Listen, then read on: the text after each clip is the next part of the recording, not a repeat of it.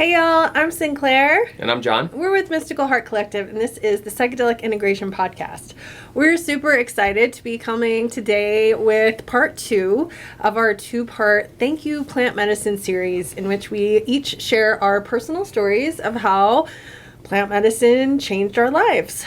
And today we're going to talk about John Steiner. John Steiner, everyone. I'm a big fan of John Steiner. John Steiner is my favorite. And last week we went into my own personal story of Thank You Plant Medicine. And just to give you a reminder, in case you don't know, Thank You Plant Medicine is an annual day of gratitude for plant medicine. And it's a kind of a worldwide movement that is, you can find out about it more by looking at the hashtag Thank You Plant Medicine. And it's designed to help people come together, celebrate how these beautiful teachers have changed our lives, and how to help people, encourage people to come out of the psychedelic closet and to end the stigma around plant medicine use. And John and I are very much out of the psychedelic closet. We're like, did we ever even have a closet? We don't know. So today we're going to talk about John's experience. So we met at a plant medicine center, and can you tell us a little bit about what led you to seek healing with plant medicine? So, a little backstory. I got clean from an opiate addiction in 2010, and I started doing all of the things that I couldn't do when I was addicted. I went back to school, I started having hobbies, I mended a lot of relationships with my family and myself, and I started to go after all the worldly achievements I thought I was supposed to, right? Like I was saying, I went back to school, I started getting a degree in what I was really passionate about at the time, which was kinesiology, exercise science, and I got really into weightlifting, and I was competing in Olympic weightlifting. And at right around, I guess, 2017 or so, all of this stuff I had been working towards was coming to a head. So I was graduating school. I had won some national medals in weightlifting. I had gotten a job coaching weightlifting. I had a partner, and we moved into a house together. And I had been working towards a lot of these things for, 7 years or so. And as I started to check off all the things, I was not feeling fulfilled in the way I thought I would when I set out to achieve them. And I was wondering, what was wrong? Why didn't I feel fulfilled? Why wasn't all these achievements satisfying me in the way I thought that they would? And around that time, I had a friend who was getting interested in LSD.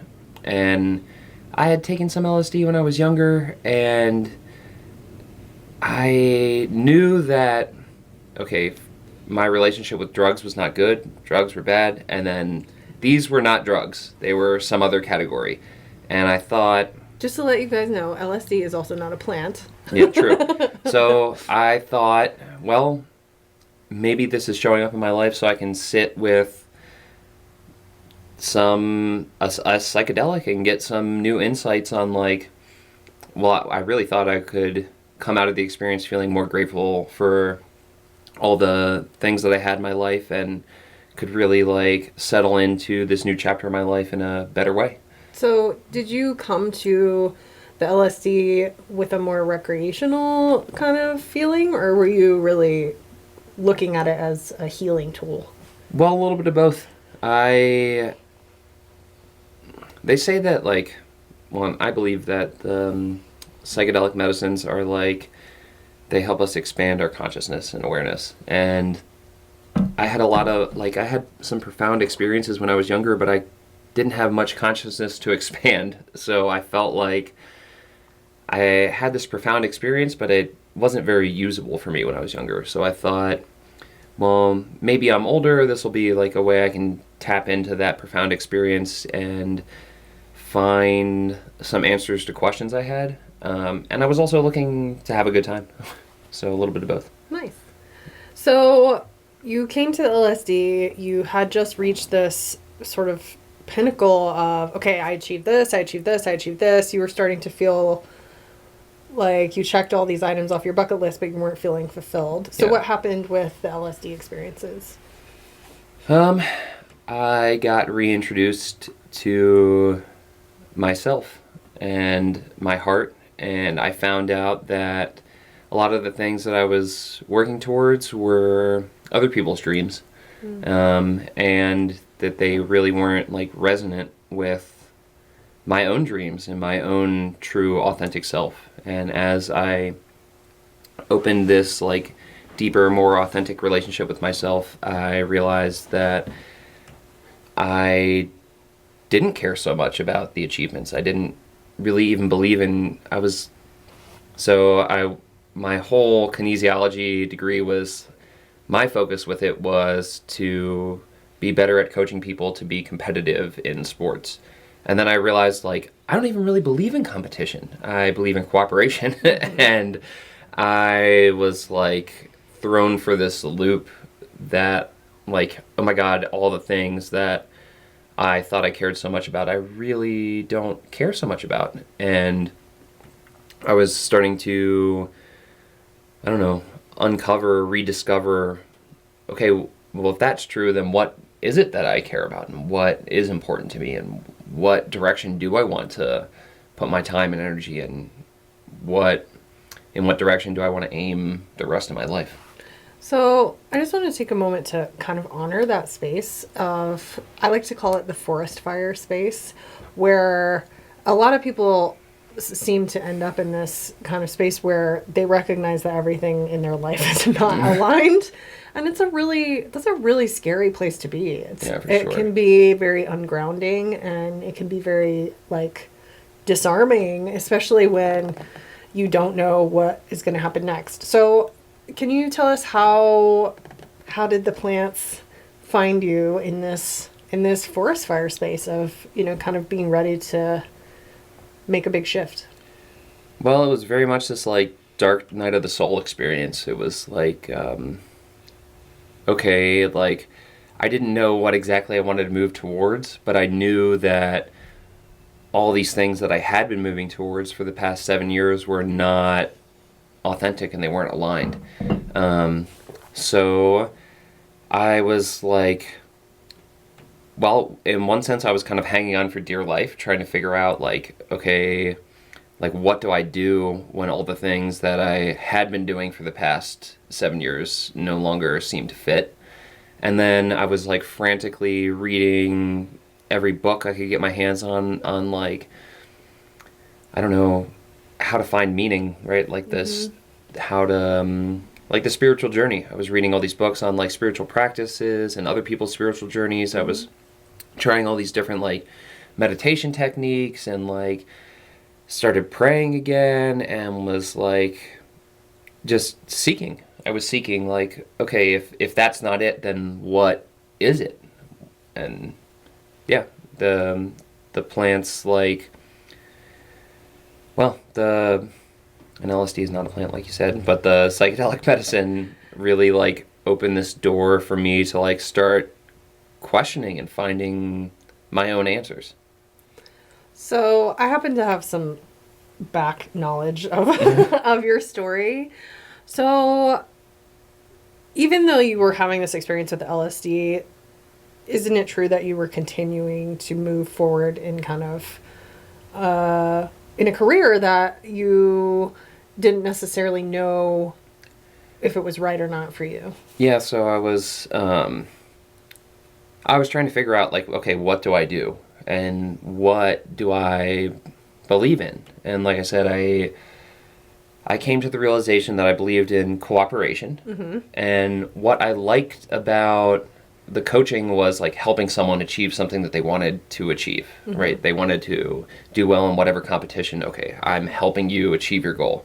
So I liked the helping people. So I was trying to think about like what do I believe in that I could help people with? So I tried a bunch of different stuff. I tried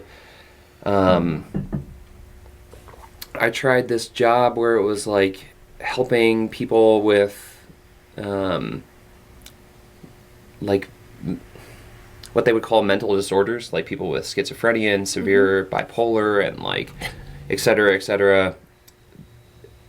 The service was that they went to the state for help, and the state provided them with like counseling and art therapy and et cetera, like a whole team of resources. And I tried this job where I would help them develop like skills in the workplace. So like talk to them about like the difficulties in the relationship they're having with the workplace, and like interviewing skills and et cetera, et cetera. So I tried this job for a little bit, and it wasn't a good fit. It felt very like bogged down under bureaucracy and Like you weren't rules really and able like to help the people the way that you... Yeah, there was all these rules against like connecting to them in certain ways, and what you could and couldn't say and share and all this stuff, and it just wasn't a good fit. So I stepped away from that, and I had a lot of friends that had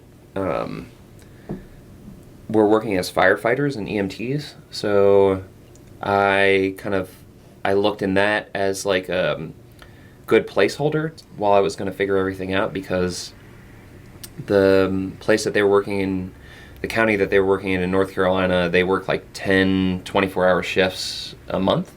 So I thought, okay, that leaves 24 hours off where I could like figure out, okay, well, what exactly do I want to do more long term? So I thought like that would be a good fit. So I pursued that for a while and went through a whole application process with that, and ended up getting this firefighter gig. At the same time, I was like kind of getting to the end of, I needed some help in my searching. So I was like continuing to sit with like LSD and mushrooms, and I was like reintroducing marijuana into my life, and like trying to figure out, like trying to use these tools to like help me figure out what it was that I wanted to do and what direction I wanted to go in, like find answers I had within myself. So how long would you say, like, this process between you coming out of college, having really started to understand I have been traveling in a direction that isn't aligned for me, to the point of feeling like I need, and sitting with the medicines by yourself, to the point of saying I need to go to a retreat? So that was like a 2-year process. Okay. Yeah. And I really wasn't all that excited about the firefighter gig. I got this job, and like on paper, again, it had everything that everyone said I should like, right? It has like health benefits and like time off and like flexibility and regular salary. Yeah, exactly. It felt like, and I have a lot of respect to the people who do that, because they're like meeting people on their worst day, right? Like someone got in an accident, their house burned down, they like are needing to go to the hospital, like whatever it is, they're really helping people. And I really connected with that. But it still didn't feel like aligned.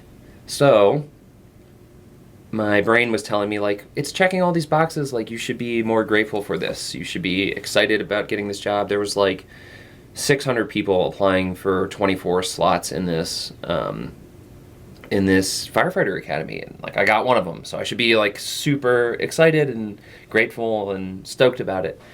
And I was hoping to like go to a retreat and like get my shit together and like get on board and be excited about doing it.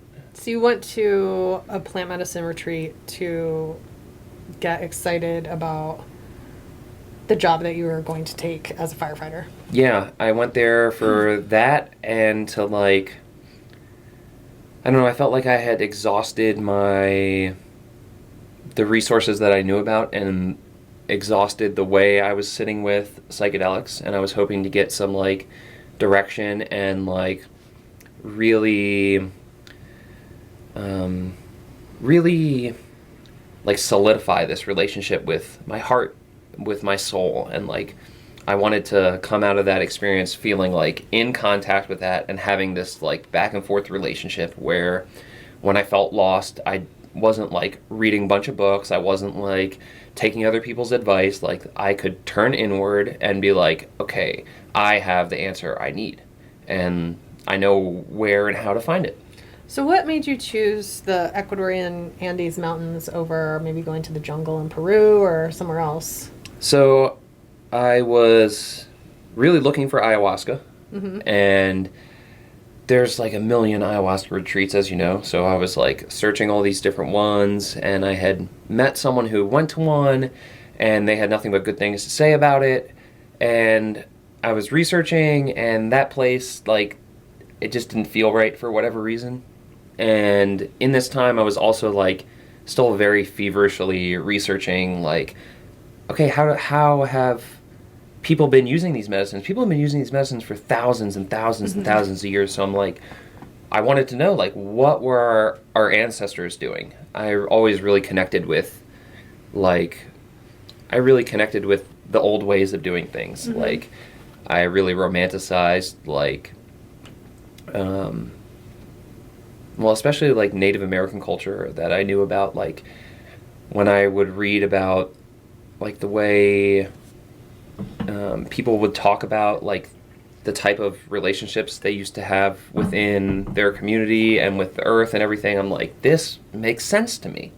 So I wanted to know, like, what were these people doing with these plants, with these medicines?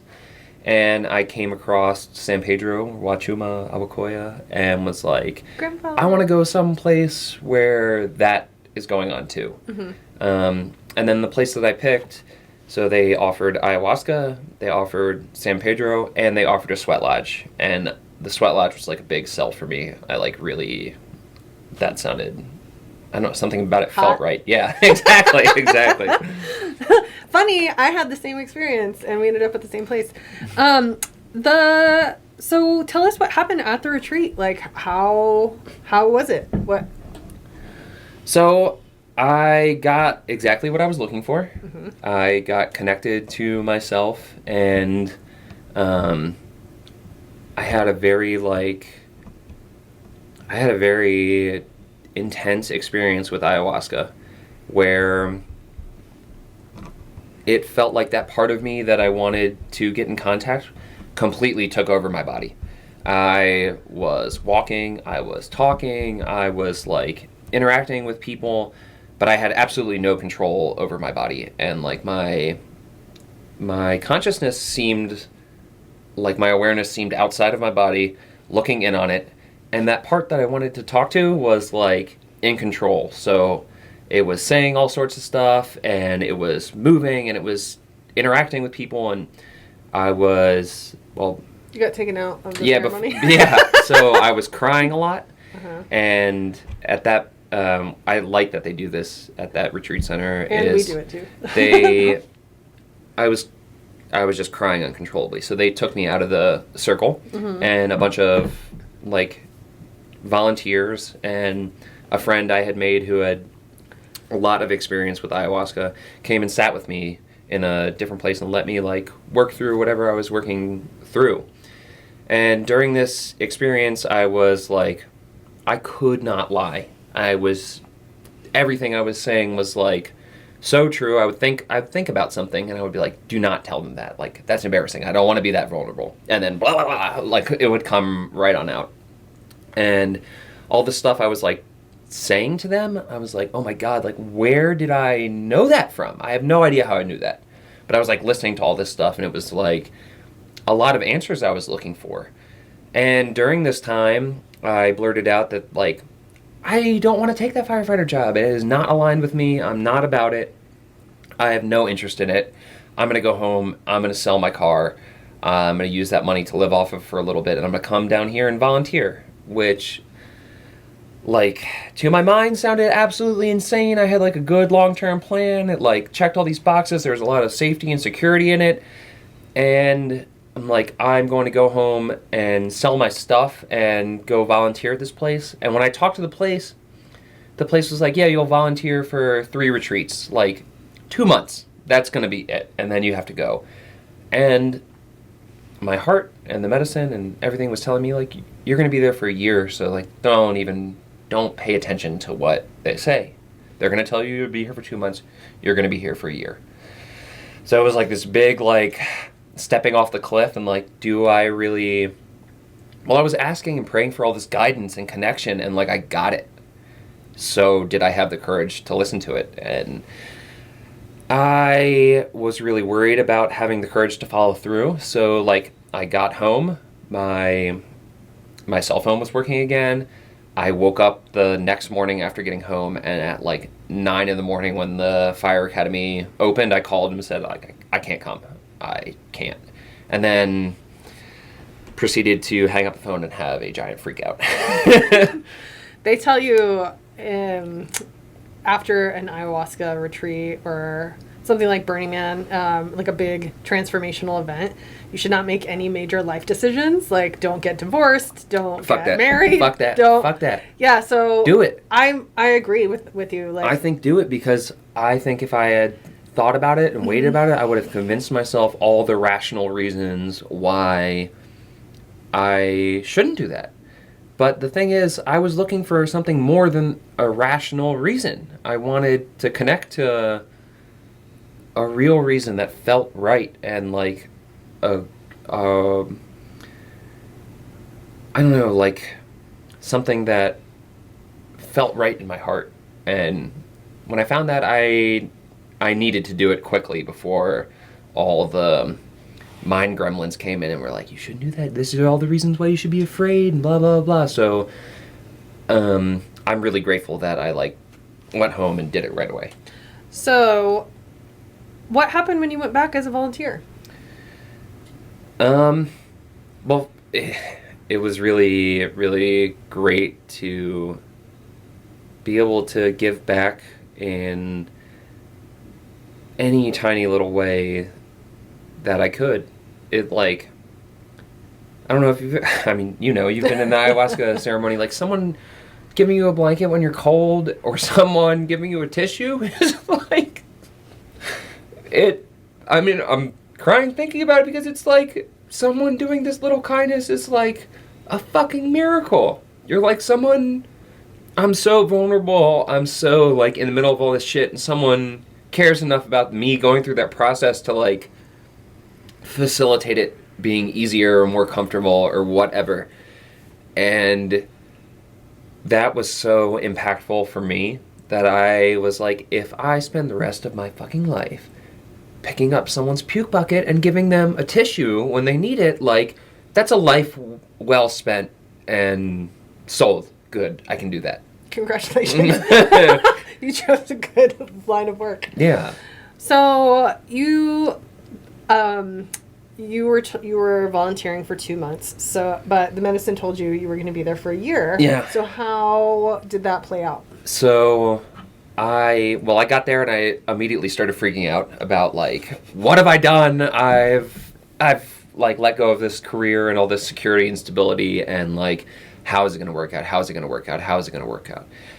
And at the same time, it was really good because I was able to sit in ceremony a lot. So like, I was able to reconnect to that place in my heart and like, okay, really like practice having faith and trust and being completely present with what was going on, rather than what could go on and how's it going to work out, and et cetera, et cetera, et cetera.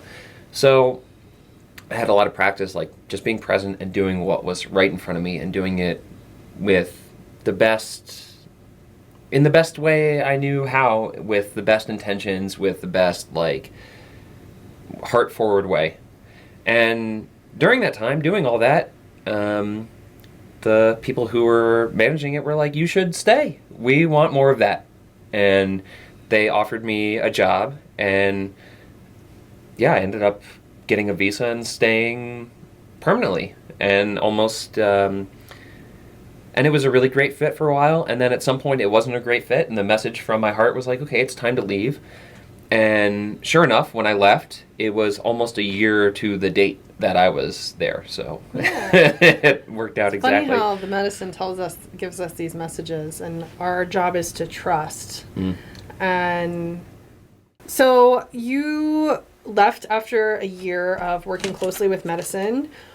Can you speak to how developing a relationship, an ongoing relationship with plant medicine, has impacted your life? since, you went to a retreat, but you continued working with the medicine, and now you work as a, facilitator, a coach, you help people with integration.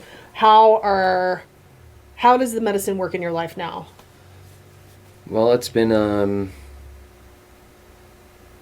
they've been like relationships I've cultivated. I've cultivated a relationship with ayahuasca. I've cultivated a relationship with San Pedro. And through those relationships, I've cultivated an authentic relationship with myself and with the people in my lives and with everything in my life, with the food, with the water, with my sleep, with everything. It's been about like cultivating these relationships. And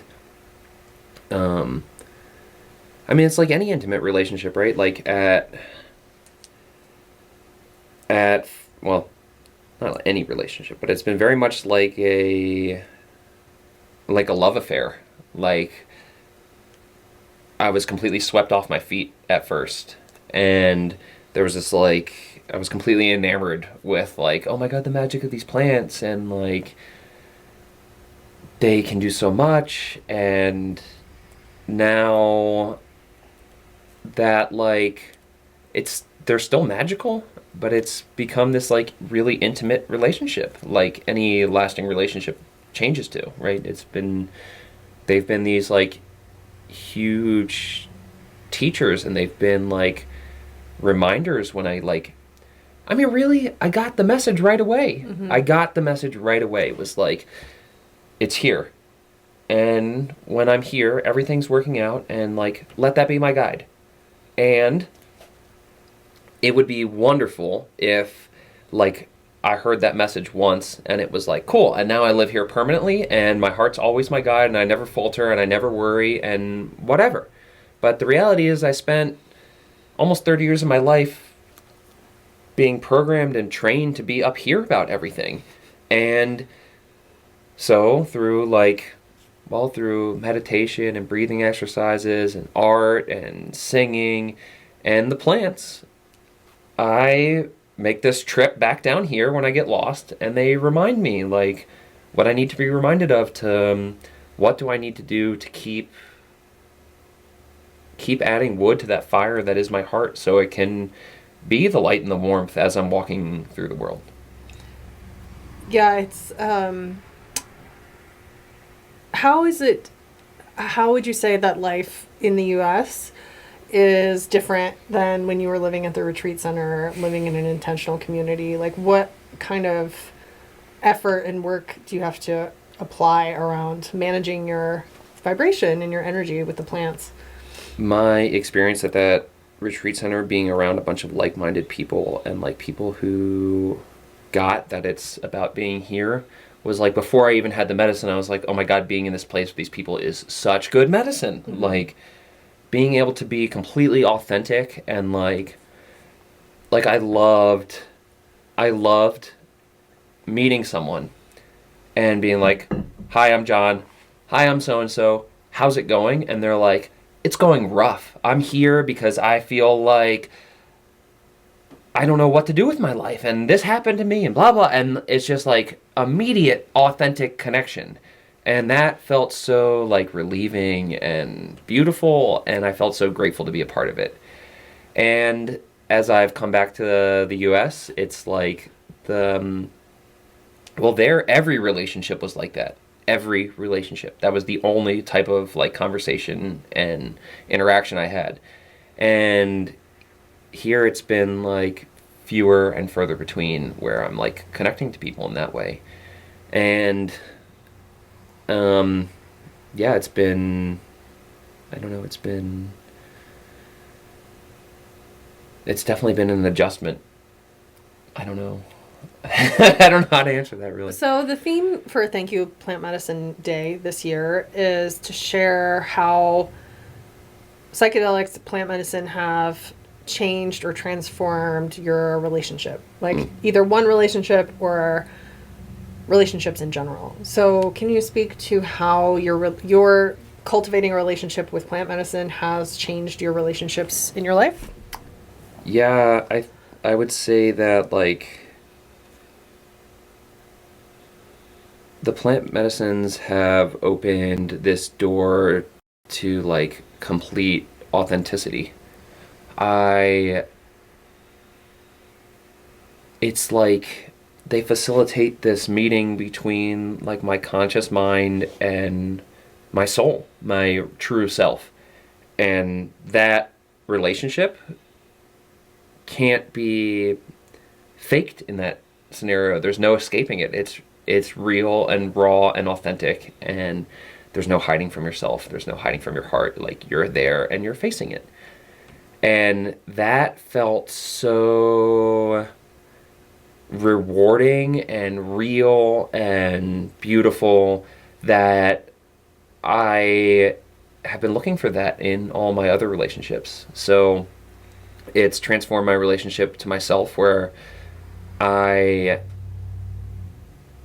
is not a want. I need that authenticity with myself. And I need that authenticity with other people. And I need that authenticity and that real relationship with everything in my life. And sometimes the authenticity has been like, it's been like saying, oh my God, look at the truth of this relationship. It's beautiful. It's great. It's like, okay, like with my mom, me and my mom, we had a like turbulent relationship when I was growing up. She was really sick. She had a lot of like depression and anxiety in her own dark night of the soul, and it led to her trying to take her life a bunch. And that impacted me in a way where I couldn't deal with it, and I turned to drugs. And it was like this, I looked at it as this thing of like, I had to forgive her for the way she was when I was a kid and the impact it had on me. And part of the authenticity in my relationships was like looking at that for what it really was. And I went from before plant medicine feeling like in a place where I had forgiven her for like how my childhood was. And then after plant medicine, it was like, oh my God, there's nothing to forgive. This was a favor that she did. And like, she had all this growth from this time in her life. And I had all this growth from that time in my life. And like, it was a favor, a hard, heavy thing that she did and took on. And it benefited me. And she did it for herself, and she did it for me and for my family. And it was like, there's nothing to forgive. That is like, authentically, that was like, man, that was a heavy load, a heavy burden for her to carry. And like, I'm so grateful that she did that, because it opened the door. Well, it opened the door for addiction, and then the recovery and the healing that came afterwards. And then I went through this whole process, which led me to plant medicine, which then led me to like having this authentic connection to my heart. So it like, this thing I had been searching for my whole life, and I didn't even know I was searching for it, I found it. And it was because of that. So like, how awesome. It transformed that relationship because there was nothing to forgive. Other ways it transformed relationships were like, I was lying to myself about relationships that were inauthentic, that weren't real, that weren't fulfilling, and like shined a flashlight on them and asked like, are you sure that that's the way it really is? Like, take a look at it and be honest with yourself. And when the authenticity got invited into those type of relationships, it was like, okay, these relationships need work. Some of them needed to be let go of. Some of them needed to I needed to change my side of the street with them. And some of that was really hard. And some of that was like uncomfortable for the other person I was in a relationship with. Like, I think specifically about like my relationship with my sister was like, we were like thick as thieves. We were on the same wavelength and the same vibration, and everything was like, she was like really my best friend. And the medicine invited me to look at that and ask, like, is your half of that relationship authentic? Or are you just going along with the way she wants things to be? Are you just like not rocking the boat and just whatever, just going along? And that was my authentic, real evaluation of that. Was like, my side of the street there is not authentic anymore. And when I took care of my side of the street and made it authentic, it caused friction. It caused like, it didn't vibe the same way it used to. We don't connect the same way we used to. And that's been difficult. But it's also been authentic. It's been real. I haven't been changing who I am or like sugarcoating or like shying away from. I've been authentically myself. And that feels really good. Even though the relationship is a little more difficult, like I know I'm being me. And yeah, I don't know, that's been difficult but very good. And then it's also like invited me to take a look at my relationship with everything, with food, with water, with like consumption, with how I use anything. And it invited me to look not only like, well, I thought my whole life has been so self-centered. It's been so self-centered where it's like, how does this benefit me? Okay, and that's as far as I'm going to think about this. You know, like, I really didn't care how it affected what else was going on. Was I getting mine? Good. Cool. Check. Moving on. And the medicines invited me to look at like, okay, well, like, what's your relationship with the meat you're eating? Like, how are these animals treated? And like, do you really want to support farms that are like brutalizing animals and not caring about them and not seeing them as life? And the answer is no. Like, whatever I need for myself, even though it's cheaper to buy that meat, even though it's easier to buy that meat, even though it's like, in a lot of ways it benefits me to buy that. It's easier in a lot of ways. But it's not good. It's not good for the animals. So this light was shown on it, and like, do you want to participate in that? Because just because it's good for you doesn't mean it's good for everyone. And do you want to be the type of person that like takes care of themselves and says, fuck the rest? And I don't at all. And one of the biggest relationships the medicine has supported, but really came from sitting in ceremony with like elders who have been learning from traditions passed down from time immemorial. I learned about my relationship to the water, and the water is like this beautiful, one of the common things that I realized with the medicine that I hear a lot of people say is like, we are all one life. Mm-hmm. Right? We're all one. Everything's one. Mm-hmm. And I know that as a truth. I've experienced that, so I know that's true. And the water is like the physical, for me, the water is the physical representation of that. Like, for us to be able to be here, the water, we have to have the water. We belong to the water. We need it to express our bodies. The plants need it to express their bodies and life. The animals need it to express their bodies and life. And as I was realizing that it's not the water that belongs to me, it's me that belongs to the water, it's the animals that belong to the water. The water is everything. With the water, everything. Without the water, nothing.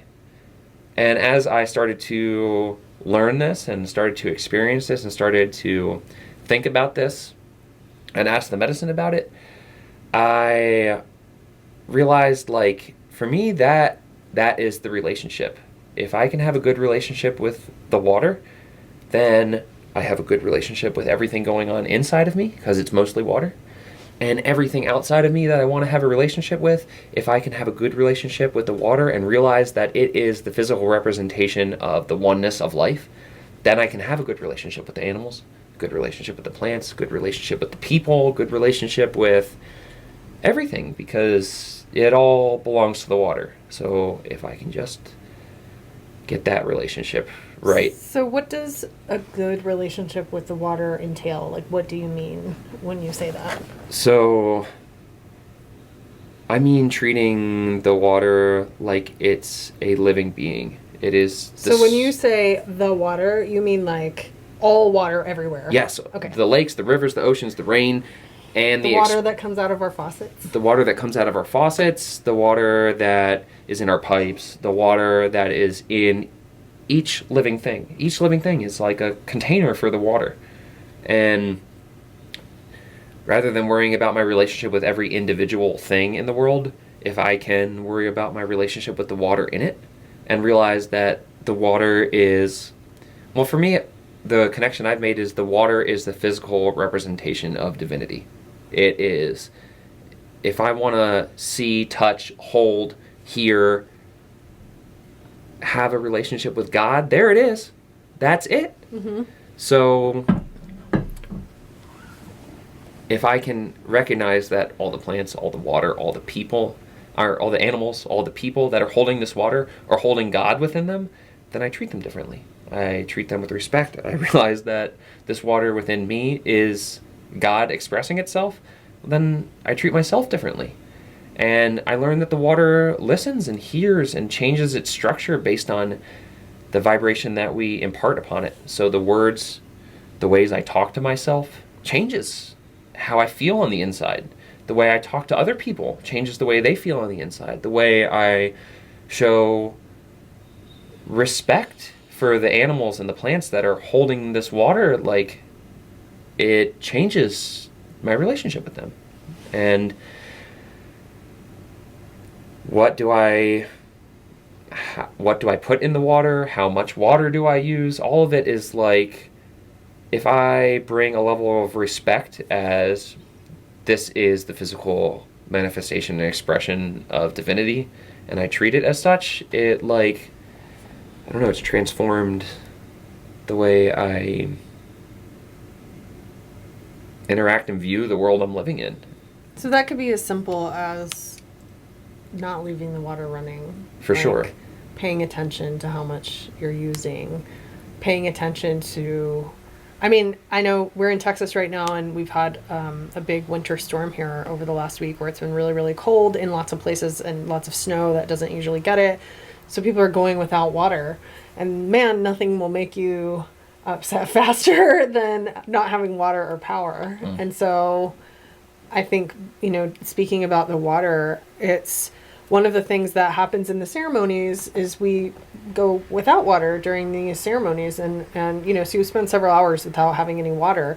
So when you do have it, it's meant to help you understand how important it is. Mm. Because so often we just turn it on and it's always there. So we treat it like this, resource that doesn't have an end. It's like, but it is it's a renewable resource, but the way that we treat it is causing it not to be as plentiful. That's, okay, so when I look out upon the world, I'm like, we are just taking and taking and taking and taking, and we're polluting and we're destroying, and it's this like incessant need to just consume. And it's a unidirectional relationship, right? Everything going in this way to be consumed. And the water has been this teacher of like, it cannot go that way and be sustainable. I can't just keep taking and taking and not considering like, okay, I'm taking, what am I giving back? I'm taking, and when I go to return the water, what's in the water? What am I doing with it? How much of it am I using? Am I using more than I need? Because if everyone's using more than they need and returning it in a way that is worse off than when they received it, we make a mess real fucking quick. And for me, that lesson has come through the water. And when I've learned to like, okay, just take what I need, make sure when I'm returning it in a good way. I'm trying to contribute to ways where this is returned so it can be sustainable and the people who need it next can have it. All of that, those lessons have come through the water, but they're applicable to everything. they're applicable to everything. So okay, am I consuming plants that have been farmed in a way that destroy the soil and make it unusable for the next people? Or am I consuming plants that have been farmed in a way where they're renewing the soil and making it better for the next people? Am I doing that with the animals or the anything that I'm taking? Mm-hmm. And it's been asking me, like, what is your relationship with this? Because if my relationship with anything is just take, and who cares how it is when I'm done with it, well, that I know when people treat me like that, or I've been treated like that by anything, it doesn't feel good. It feels horrible. So when I'm paying attention to all the details, when I have consciousness around, like, okay, how much of this do I need? In what purpose am I using this for? Why am I taking this? How am I giving back? Will the next person find it in a good way? It's like I feel like I'm doing something about all the problems in the world. I feel like, okay, I'm doing my small little part to, like, contribute. You know, if I lended my car to someone, mm-hmm. and they drove it at 1,000,000 miles an hour and, like, you know, were treating it like shit and left a mess in there and threw all their trash in the back, when I got the car back, I'm like, what the fuck? That's my car, don't do that. Like, I don't want to lend you anything anymore. But if I lent my car to someone and they, like, cleaned it and gave it a wash and filled it up with gas and gave it back to me, I'm like, it feels so good. Someone took care of my something, and I can use it, and it can last a lot longer, and it's a much better way. And I don't know, I've been taught by the water that relationship, taking care of what you have, not only for yourself, but for everyone else, is like, if we brought that consciousness to everything that we were doing, the problems of the world would melt away really quick. And that feels relieving, because there's a lot of problems in the world, and a lot of them seem like, what the fuck am I supposed to do about this? But all I have to do is my little part of, like, making sure whatever I'm interacting with, whatever I have a relationship with it, mm-hmm. that I'm considering all those things. And when I do that, I know that my side of the street is clean. And the more people that wake up to that through these ceremonies and these teachings and these medicines, like, we're going to have an army of people doing that, uh-huh. taking care of things, uh-huh. and thinking about all the impacts for all the generations to come. And we'll turn the tide really, really quickly. It doesn't take that long. We really haven't been raping and pillaging the earth for that long. We had a short little time in history where we've been behaving like this. And in a couple generations of doing it a different way, paying attention to all those things that I keep mentioning, real change and real impact on the world will happen. And those same things will happen in my relationships with people, right? Like, if I'm paying attention to, like, okay, how is my interaction affecting them, and what seeds am I sowing, and what am I bringing? What is my intention? Why am I saying this? Why am I doing this? All of that is, like, creating more of the world I want to see. Nice. Well, it's a beautiful way that you explain the relationship that you develop with the plants and with the water, with the people. It really shifts your perspective and your mindset. So is there anything else you want to share today for Thank You Plant Medicine Day? Any other tidbits? No, I think getting right with myself made getting right with everything else possible. So I don't know, the first step for me was, like, having a right relationship with myself. And when I work on having a right relationship with myself, it's easy to have a right relationship with all the living beings in my life, with all the resources in my life, with the universe and creation as a whole. And when I am in the right relationship with all those things, life feels really magical and beautiful, and I feel supported by every corner of the cosmos. But it started in this corner of the cosmos. Beautiful. Well, thank you guys so much for joining us today for the Psychedelic Integration Podcast.